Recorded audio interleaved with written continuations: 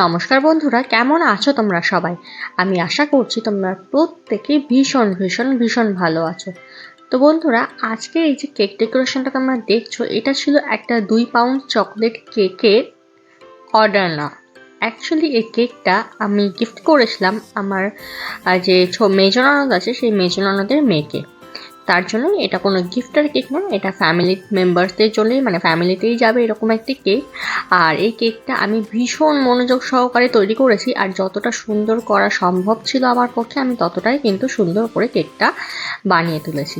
আর বন্ধুরা, এখানে যে কেকের লেয়ার্সগুলো দেখছো, সেগুলো দেখে আশা করি তোমরা বুঝতে পারছো যে লেয়ার্সগুলো কতটা সফট কাইন্ড অফ, মানে মুখে দিলেই যে মেল্ট হয়ে যাবে সেটা কিন্তু বোঝার আর অবকাশ রাখে না।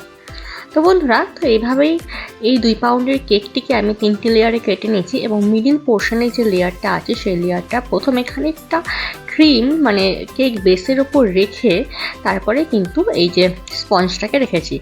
রাখার পর ভালো করে সুগার সিরাপ, আর হ্যাঁ, সুগার সিরাপের সাথে কিন্তু আমি মিশিয়েছিলাম কিছুটা চকলেট গানাশ।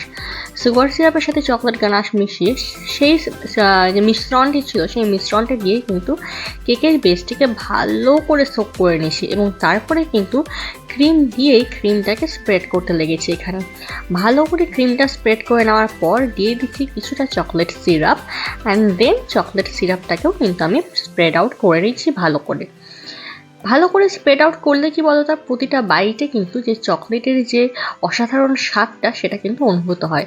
তার জন্যই আমি প্রেফার করি চকলেট গানাশ বা চকলেট সিরাপটাকে দিয়ে ভালো করে স্প্রেড আউট করা। আর সব থেকে মোস্ট ইম্পর্ট্যান্ট চিজ চকলেট কেকে বা যে কোনো ধরনের কেকে, সেটা হচ্ছে চকো চিপস যখন মুখে পড়ে কেকের সাথে, সেটা কিন্তু খেতে অসাধারণ লাগে। আর আমরা যখন বাইরে থেকে কেক কিনে খাই, সে সমস্ত কেকে কিন্তু কোনো রকম চকো চিপস তো ছেড়েই দাও, যে কেকের যে বেসটাই থাকে বা কেকের যে স্পঞ্জটাই থাকে সেটার লেয়ারটাও কিন্তু একদম নামমাত্রই থাকে, শুধু ক্রিম দিয়েই কিন্তু ভরিয়ে রাখে। সেখানে যখন তোমরা কেউ হোম বেকারসদের কাছ থেকে কেক নাও, তখন কিন্তু তারা যথাযথ চেষ্টা করে সেই কেকটিকে সুন্দর থেকে সুন্দরতর করে তোলার, এবং স্বাদও যেন অতুলনীয় হয় সেটারও কিন্তু তারা অবকাশ রাখে না। তো বন্ধুরা, আমার এই ভিডিওগুলো তোমাদের কেমন লাগছে সেটা কিন্তু জানাতে ভুলবে না, কারণ তোমাদের প্রতিটি কমেন্ট আমার কাছে ভীষণ ভ্যালুয়েবল, এবং তোমাদের কমেন্ট পেয়েই কিন্তু আমি বুঝতে পারি যে কোন ভিডিওটা তোমাদের ভালো লেগেছে আর কোন ভিডিওটা তোমাদের ভালো লাগেনি। আর বন্ধুরা, তোমাদের সবাইকে বলছি, যারা যারা ভিডিও দেখছো তারা কিন্তু অবশ্যই চ্যানেলটিকে সাবস্ক্রাইব করে নিও, এবং তোমরা যারা আমাকে ছোট মানে শর্ট ভিডিওতে এত ভালোবাসা দিচ্ছ, তাদের কাছে অনুরোধ যে তোমরা আমার যে বড় ভিডিও বা অর্থাৎ লং ভিডিও, সেই সমস্ত লং ভিডিওতেও কিন্তু সমানভাবে কিন্তু ভালোবাসাটা দিয়েছো, কারণ তোমাদের সাপোর্টটা কিন্তু ভীষণ ইম্পর্টেন্ট এই ছোট্ট ফ্যামিলিকে আস্তে আস্তে গড়ে তোলার জন্য। জানো তো, আমার কাছে সব থেকে বেশি যে অর্ডারটা আসে সেটা হচ্ছে চকলেট কেকের অর্ডার।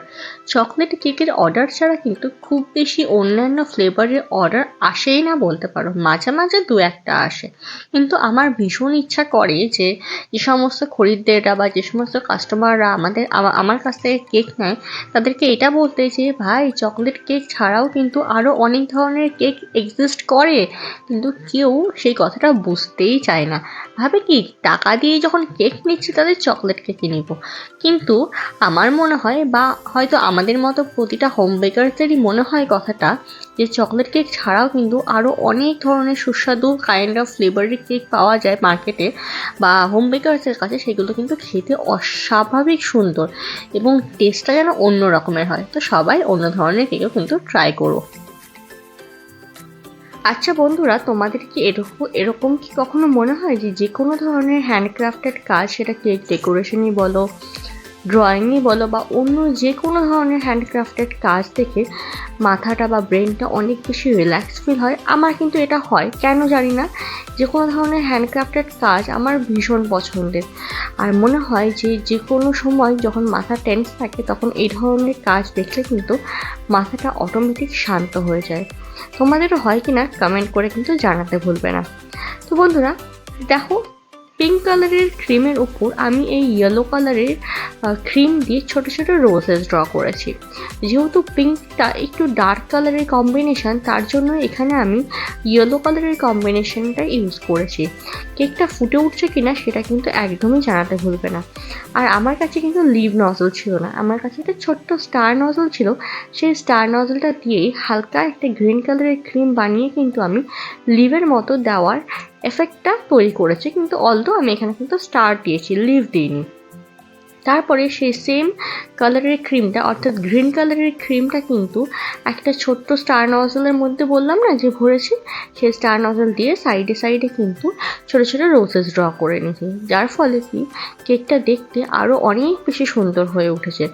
এবং দেখে মনেই হচ্ছে না যে এই ধরনের কেক আমরা এত সহজেই বাড়িতে বানিয়ে তুলতে পারি। আর সবার লাস্টে ওপরে দিয়ে দিয়েছি চকলেট গানাশ দিয়ে ভালো করে জায়গাটাকে মিডিল পোর্শনটাকে কিন্তু কভার করে নেওয়ার পরে কিন্তু বলতে পারো অলমোস্ট আমাদের এই ডেকোরেশনটা সেটা কিন্তু প্রায় শেষের দিকে।